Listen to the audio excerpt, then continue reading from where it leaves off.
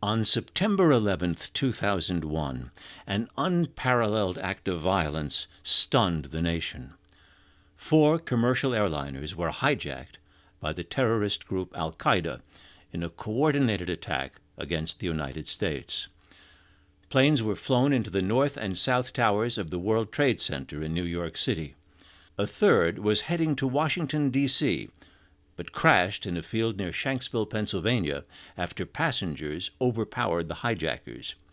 At 9:37 a.m., the 4th plane, American Airlines Flight 77, slammed into the Pentagon in Arlington, Virginia. We remember the day as 9/11.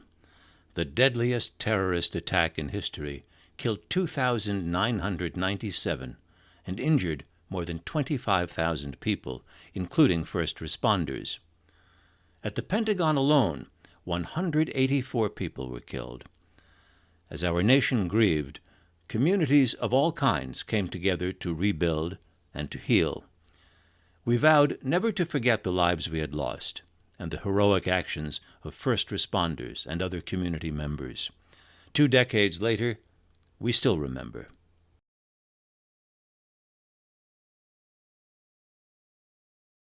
Well, it was a Tuesday morning, and we had our Arlington Public Schools had our weekly leadership team meeting every Tuesday morning. On my display was a little note at the top that said, "Airplane hits World Trade Center."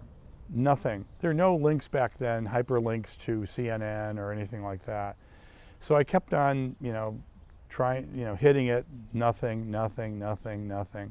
And I didn't feel too concerned because my parents told me back in the 30s a sightseeing plane hit the Empire State Building. And I thought, well, maybe it was just something like that, a plane getting too close. My day started on September 11th working at GW Hospital. I work in the emergency room there, and we actually were in a training conference to prepare for a likely terrorist attack that was, they were concerned about for the World Bank protests that were going to be happening several weeks down the road. And we had just finished that meeting, and I returned down to the ER, and I heard someone in the waiting room mention they'd seen on the TV that a plane hit the building in New York. We were originally scheduled to come in a little bit early because we had a motorcade detail that we were supposed to do. I was still at home when the first plane had struck up in New York and decided to come in a little bit earlier, just in case things were going to escalate here as far as a security posture. And then on my way in is when I heard that the Pentagon had been struck. When the plane hit the Pentagon, it became bigger than life. And I remember being in the emergency room, and a couple DC fire medic units had just dropped off patients, and they're hearing things on their radios, and all of a sudden they're just hurrying out the door. And I asked them, I said, "What's going on?" And they said, "There's a plane down on the mall." And I said, "Okay." And then I heard another one say, "There's an explosion down at the State Department," which was only about 4 blocks down the street from our hospital. And so it was really crazy. Within minutes, people were leaving the city. And I looked out the door, the emergency room, and there was literally, rush hour, like 5 o'clock in the afternoon, but it's, in the morning, everybody's trying to leave the city. We had a guy who was stationed in our office. He was going to be moving to San Diego. Our headquarters is in San Diego, an SES. And he ran out of his office and he yelled, "They blew up the Pentagon." And we ran to that side of the building. And by the time we got to that side of the building, all we saw was a big black plume of smoke. My daughter kept calling me during the day, and she kept saying, "Mom, I can't get hold of Dad. I can't get hold of Dad." And I said to her, "The day is beautiful. Knowing your father, he found somebody, he slugged home, found somebody to give him a ride home. And he's outside mowing the grass. So when you get off work, you can go check, and I bet you'll find him there." And when she got to the house, she called me and she said, "Mom, he's not here." So right there and then I knew something had gone astray. So I immediately came to the station, put on my uniform, and got on my motorcycle and went down to the Pentagon. And my first memory of that is I was coming down Route 110, and before I obviously can see all the smoke, but I remember I can smell a cross between concrete and kerosene, which was the jet fuel. After the initial impact, firefighters from around the region and beyond flooded into Arlington to assist at the Pentagon and at the stations abandoned by those working at the scene. People don't realize this, but for the first, 4 or 5 days, the person in charge of the Pentagon site where the plane hit the building was the fire chief of Arlington County. The Arlington fire chief helped to organize the first responders at the scene as they treated survivors and worked to put out the fires. For days, firefighters and emergency responders continued to work to make the building safe and search for the deceased under the rubble. We got there, the evening of 9/11, and as night fell, we were asked to move Light and Air 103 to the side of the Pentagon where the aircraft impacted the building, and we had one of the few Light and Air units that were in the area. So we got a spot fairly close up front. We put up the light tower. We set up what lighting that we had, and at that point we filled as many cylinders as we could until our system ran out, and primarily we were providing lighting, and once we got our light set up, then we were there just for support. We were shuttling equipment. We were getting grabbed to go help somebody do this, help somebody do that. So we provided primarily a support function. So our facilities guys are over there helping. Our transportation, we had buses available and ready to bring the crew that was over at the Pentagon to a shelter that we set up at Jefferson, although hardly anybody came because nobody wanted to leave. They stayed double, triple shifts. It was impressive. My initial impulse was to keep schools going because we know that many of the parents don't work in Arlington, they work across the river, and that they were going to have a terrible time getting back. Here, you could see out the window the streets, Wilson Boulevard. I don't think there were any cars on Wilson Boulevard. There were people. It was full of people because the bridges were closed, and I'm not sure if Metro was even working, but people were walking home quickly, running, sprinting, whatever they could do. Our principals, I thought, were magnificent. Just did a really great job of communicating with parents who were concerned, who were calling in, coming by, trying to find parents that they couldn't find at the same time. We had one principal at Hoffman Boston Elementary School. I wrote a little note and I, duplicated it and cut it and had my secretaries walk around the school telling the teachers to get all their materials together. And we were going to go down to the basement and we were going to probably spend the day there. While we were down there, some of the younger teachers had their cell phones and they heard from other people about the terrorist airplanes hitting the towers, and some of them happened to have people at the towers. So they were kind of in a corner crying and talking, and I went up and I told them, I said, you guys, we have got to, keep our act together.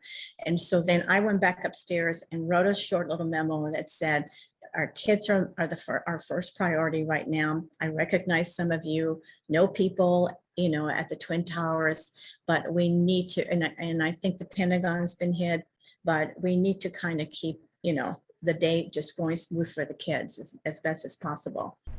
That day, as I said, parents were just rushing to get their children. They wanted to be with their children. The next day, we didn't have school. We closed schools, and that was the best decision ever because parents didn't want to send their kids away again. They wanted to stay together. And we needed a little time to figure out how to be helpful. What became a goal was to take everyone's need to participate and make a difference and feel better and feel like they were contributing and create some positive, useful outlets for it. One of our senior staff, bless his heart, had a connection with a professional child psychologist, counselor kind of person. And we all met, all the senior level principals, everybody, we all met together that day. And she talked about things to do to support the community when you go back, lists of ideas to share with parents and to share with teachers. You know, how do you say to the kids the next day? Well, that was interesting. The community support was overwhelming in such a good way. And it was people who would knock on the door and deliver cookies and food, just all sorts of great things like that. But really what was most touching was you would get a folder full of thank you notes from the schools. You would get pictures. You could tell it was all the way from the really small kids with little crayon drawings and and notes from some of the older kids, and you would get just random thank you notes in the mailbox. It was touching, and I think somewhere around here we still have a box of those tucked away. I don't know I think if you'd go through those, you'd get probably a little bit emotional. For months after, I couldn't buy lunch anywhere, just because people were very generous and appreciative for what we were doing. Dropping off food, that's the fastest way to a firefighter's heart is probably cookies and cakes. There was an enormous reservoir of people's goodwill. You have a crisis and generally people come together. They want to do good, they want to help, they have some compassion. And Arlingtonians were no different. They wanted to give blood, they wanted to donate whatever they could, they wanted to volunteer, help at the shelter, which we didn't need because hardly anybody came. And so a variety of groups began to, I believe, doing some knitting or crocheting or knitting or creating some products for people. I have a lady, her name is Christine Broach, and she is from Arlington. And she made this beautiful, beautiful Afghan for in memory of those who were lost in the tragedy. Neighborhoods in Arlington are quite robust, and some of them are very strong and connected. So they get their listservs going, or they talk among themselves, and some have a bonfire here or a memorial service over here. They'll kind of figure out their own way of doing something together. And mostly it's just about being together to be able to share the experience. When I buried Bob, a lot of my kids and their parents were on the hills, right there, little by the highway, with little flags waving, and a lot of people all the way into Arlington. So it was very moving. And then we had a huge community event a couple of weeks later at W&L. With music, again, community leaders speaking, to in a way to commemorate those who had fallen, and to applaud the work of the community and the work of the support for the community. In a very short period of time, we organized, created a program for it, designed it, got the word out, had some of the regional folks here, but it was largely for Arlingtonians. It was packed.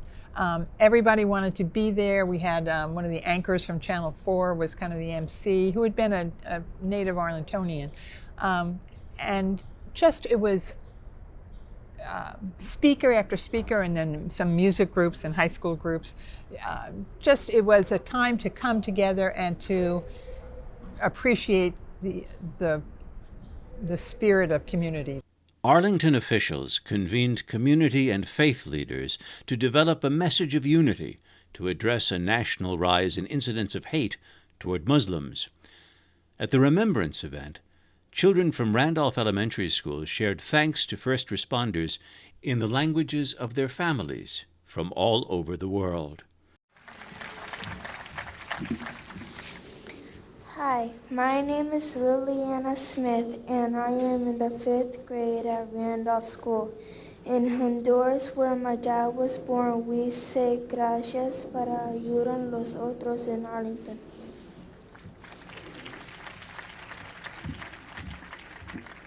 My name is Abdul Rahim Qureshi. I am in the 5th grade in Randolph Elementary in Arlington.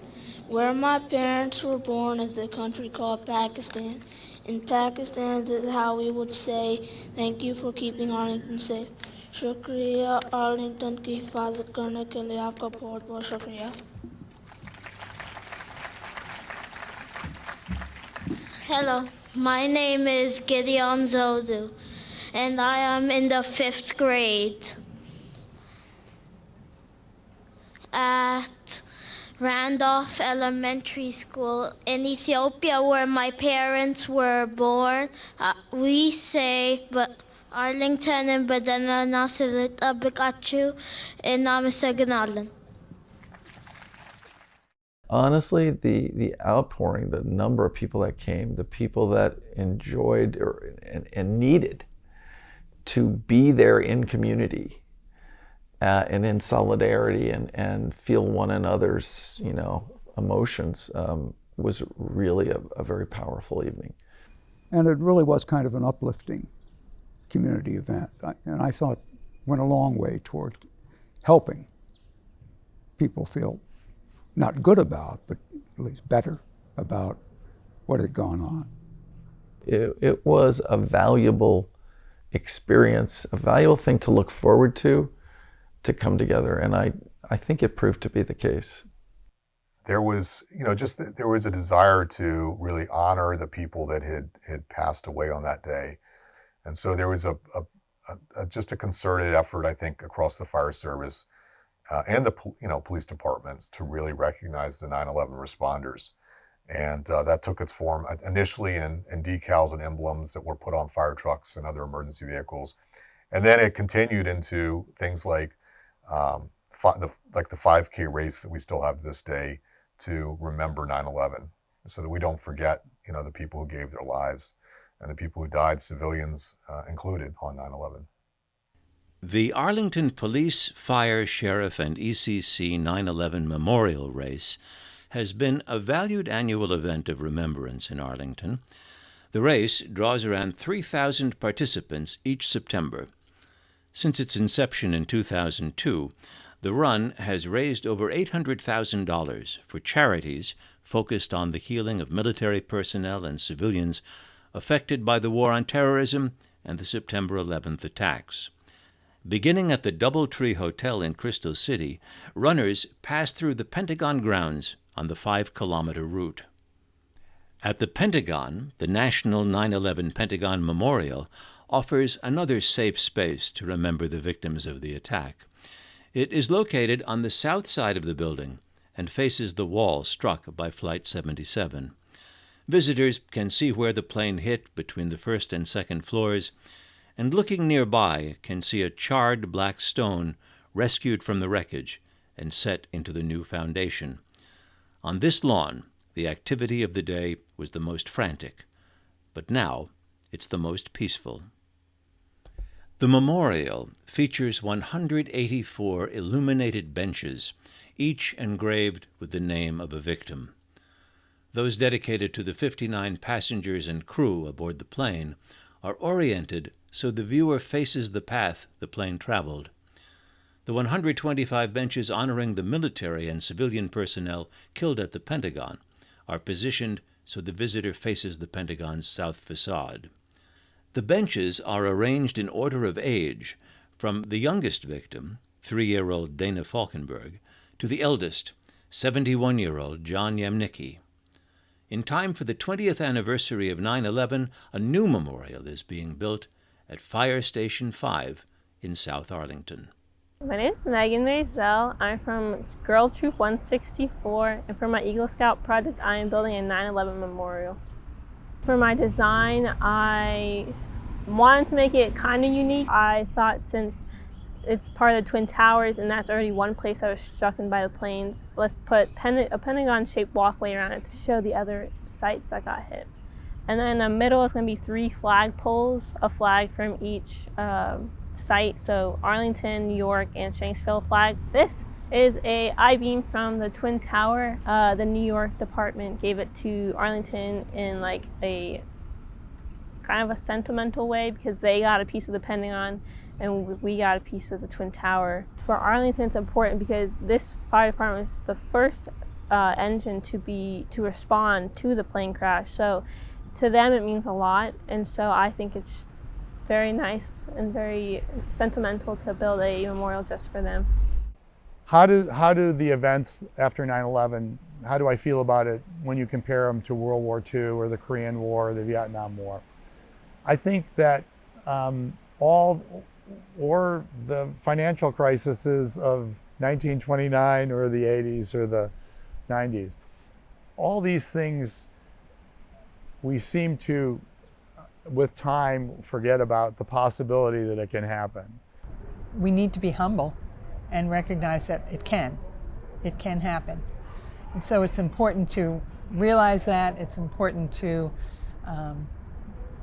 both cherish every moment that you have, and realize that things may happen that will be out of our control, and we need to be prepared for that. When so many people want to pour their positive energy and pour their souls into making things better, you really have a community that sort of by its nature has probably a higher capacity for resilience than most. I saw a lot of hope in the response from people across the community.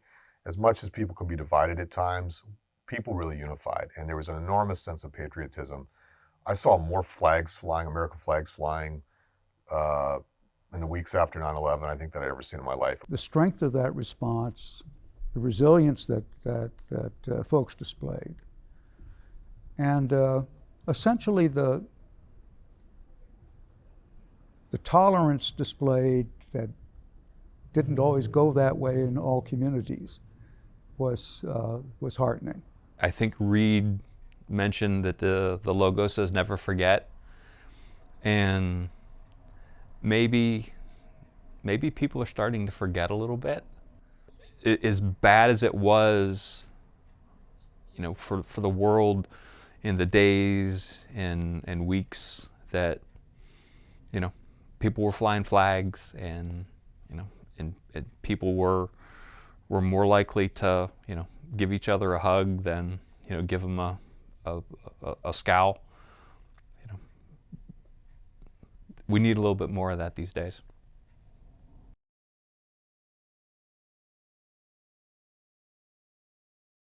Oh, beautiful for heroes prove in liberating strife, who more than self their country loved, and mercy more than life.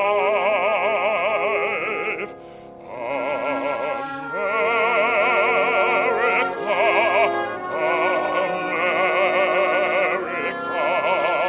may God thy gold refine,